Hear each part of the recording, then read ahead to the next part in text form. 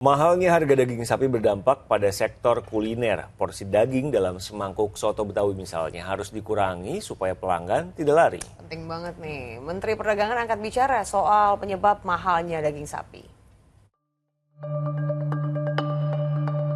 Mahalnya harga daging sapi dalam 6 bulan terakhir mempengaruhi kenikmatan semangkuk soto Betawi. Harga daging sapi yang menyentuh 150 hingga 180 ribu rupiah per kilogram membuat pedagang makanan berbahan dasar daging sapi harus putar otak.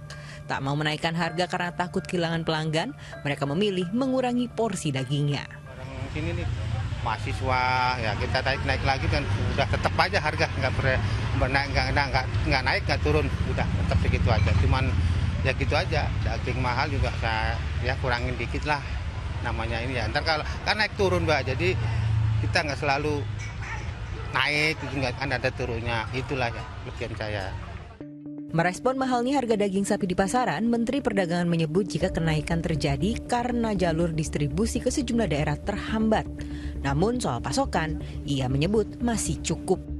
Kita terus memastikan stok untuk daging sapi tercukupi ya. Memang harga daging sapi itu, harga HET-nya sapi itu 140 Pak. 140 ya? 140. Harga rata-rata. Memang ada beberapa daerah yang lebih tinggi, ada yang masih sesuai HET, jadi kita memang distribusinya akan kita jaga dengan baik ya. Jadi daerah-daerah yang misalnya agak naik, kemungkinan besar karena distribusi, karena sebenarnya pasokannya tercukupi. Sedangkan daging sapi mengalami tren kenaikan harga. Dalam koordinasi pengendalian inflasi daerah tahun 2026, daging sapi menjadi satu dari 7 komoditas yang disorot karena harganya berada di zona waspada. Berdasarkan harga acuan penjualan dari Badan Pangan Nasional, harga daging sapi dijual antara 130 hingga 140 ribu rupiah per kilogram.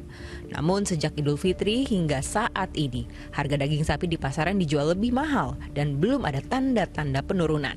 Tim MTech Media melaporkan.